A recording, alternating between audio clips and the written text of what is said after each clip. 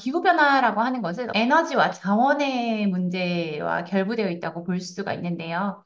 지금 지구 환경 같은 경우에는 자원이 고갈되고 있고, 그다음에 오염되고 있고, 그리고 지구의 조건이 변화하고 있습니다. 그 변화하고 있는 것이 기후변화라는 이야기를 할 수가 있는데요. 우리가 발생시키는 환경 문제가 결국은 인류의 생존을 위협하고 있는 상황이고, 그래서 이제 건축과는 어떤 이제 인간의 활동의 장으로서 건축물을 창조하는 데 머무르는 것뿐만 아니라 건축물 자체가 자원을 낭비하지 않고 또 환경을 오염시키지 않으면서 제 기능을 할 수 있도록 그런 건물을 짓도록 하는 것이 건축가의 역할이라고 볼 수가 있겠습니다. 그래서 어떤 이 건축가는 그래서 환경 친화적인 건축물을 짓는 것이 요즘 가장 요구되는 어떤 건축가로서의 임무라고 볼 수가 있고요. 사실 이제 글로벌 에너지 수요 전망을 봤을 때 점점 에너지를 사용하는 양은 증가할 것이라고 네, 예측하고 있습니다. 마찬가지로 건축물에서 에너지를 사용하는 양도 증가할 것이라는 이야기로 이제 전할 수가 있겠는데요.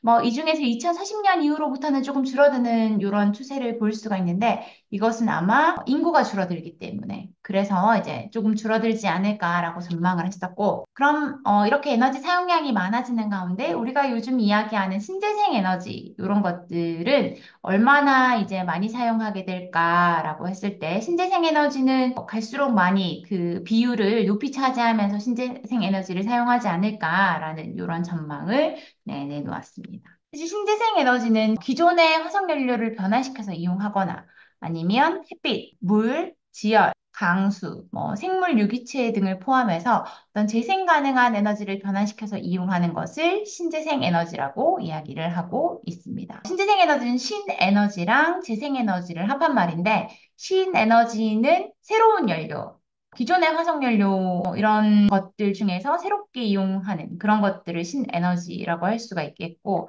그리고 재생에너지는 많이 들어봤겠지만 뭐 태양광이나 태양열, 바이오, 풍력, 수력, 해양 폐기물, 뭐 지열 이런 것들을 재생에너지의 종류라고 이야기하고 있습니다. 태양광 발전이라고 하는 것은 태양의 빛에너지를 전기로 변환시켜서 전기를 생산하는 발전 기술인데요. 여러분이 잘 알고 있는 태양 전지 이런 것들 아래쪽에 보이는 요 셀이나 모듈 시스템 이런 것들 자주 볼 수 있죠. 이런 태양 전지 셀 네, 이런 것들이 태양광 발전의 일종이라고 할 수가 있고 그리고 태양열이라고 하는 것은 햇빛이 비치면서 생겨나는 어떤 그 만들 수 있는 그런 에너지가 아니라 흡한 열, 복사 에너지 뭐 이런 종류라고 할 수가 있겠죠. 그래서 태양으로부터 오는 복사 광선을 흡수해서 열 에너지로 변환시키는 것을 태양열 네, 발전, 태양열 에너지라고 이야기합니다. 그리고 이제 바이오 에너지라고 하는 것은 바이오매스를 이용해 가지고 에너지를 만드는 것인데 바이오매스라고 하는 것은 뭐 태양 에너지를 받은 식물이랑 미생물이 광합성에 의해 가지고 어떤 에너지를 만들 수 있는 그런 종류라고 이야기할 수가 있고요. 그리고 풍력 에너지 같은 경우에는 바람을 이용해서 에너지를 만들어내는 것을 이야기하고 있습니다. 그리고 해양 에너지라고 하는 것은 조수간만의 차이라던가 파도, 그 다음에 해류, 온도차 이런 것들을 이용해서 바다에서 만들어내는 에너지를 해양 에너지라고 하고 있고 그리고 수력 발전 같은 경우에는 이제 낙차를 이용해 가지고 위치 에너지와 운동 에너지 이 에너지 만들어내는 방법, 기술 이런 것들을 이용해 가지고 수력 에너지를 만들어내고 있습니다. 그리고 이제 신에너지의 종류로 수소에너지가 있는데요. 저는 지금 강원도에 살고 있는데, 강원도는 최근에 수소 발전과 관련된 어떤 이제 산업단지, 수소도시로 지정이 되면서 수소와 관련된 다양한 뭐 어떤 차를 이용할 수 있게끔 지원을 해준다거나 아니면 수소 에너지를 잘 사용할 수 있게 그런 어떤 저장고, 그 다음에 수소와 관련된 에너지를 지급하는 또 변환하는 이런 시스템을 만들어내는 것들을 도시 전반에서 이제 지금 이제 지정이 돼가지고 도시 전반에 이게 관련 그 개발이 진행되고 있는 상황입니다.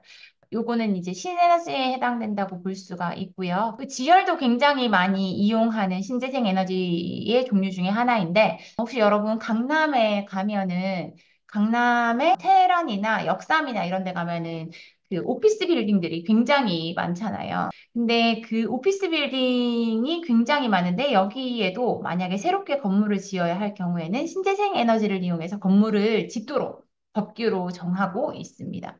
최근에 지어지는 건축물 같은 경우에는 신재생 에너지를 반드시 사용하도록 하고 있는데, 근데 강남은 굉장히 빽빽하게 건물을 지어놨는데, 앞에서 이야기한 것처럼 태양열 발전이나 태양광 발전을 하기에는 높게는 지을 수 있지만 면적이 작기 때문에 사실 뭐 태양광 발전 같은 걸 잘 할 수가 없는 상황이거든요. 그런데 이제 그때 그렇게 이제 좁은 부지에 어떤 그 신재생 에너지를 많이 도입을 해야 된다 할 때 지열을 굉장히 많이 이용하는 편인데 지열 같은 경우에는 겨울에는 우리가 이제 외부의 온도가 굉장히 찬 편이고 땅의 온도는 상대적으로 따뜻한 편이잖아요. 그죠? 그래서 북극곰이 겨울이 되면 겨울잠을 잔다고 할 때 땅을 파고 들어가서 잠을 자는 상황이라 그렇게 이제 땅이 더 따뜻할 수가 있는데 그런 겨울에는 땅이 따뜻하고 여름이 됐을 때 여름에 대기는 굉장히 더운데 오히려 또 땅은 시원하단 말이에요. 그런 땅이 가지고 있는 그 대기와의 어떤 온도차를 이용해 가지고 열을 저장하거나 아니면 또 이제 방출하는 그런 시스템으로 해서 이용을 하는 것이 지열인데 그래서 강남 같은 경우에는 건축물을 높이 지어야 하기 때문에 깊이 파야 하고 깊이 파는 이런 것들을 이제 지열 에너지를 이용할 수 있는 이런 시스템으로도 적용을 해가지고 신재생 에너지를 이용한 뭐 어떤 건축물을 짓기도 네, 합니다. 그래서 강남에 있는 건축물들은 지열이 굉장히 많이 들어갔다라고 볼 수가 있습니다. 그리고 이제 뭐 신재생 에너지의 종류 중에 폐기물 에너지도 있는데 폐기물을 변환시키는 과정에 어떤 연료나 에너지를 얻는 것을 네, 폐기물 에너지라고 하고 있고요. 그리고 앞에서 얘기한 것 중에 또 신에너지의 종류로 석탄 가스화시키거나 액화시켜서 하는 그런 기술, 그런 에너지원도 있고, 그리고 연료전지라고 해서 아까 새로운 수소 아니면은 다른 어떤 연료를 이용해 가지고 에너지를 만들 때, 네, 이런 신재생 에너지의 종류로서 한 가지 이용을 하고 있습니다.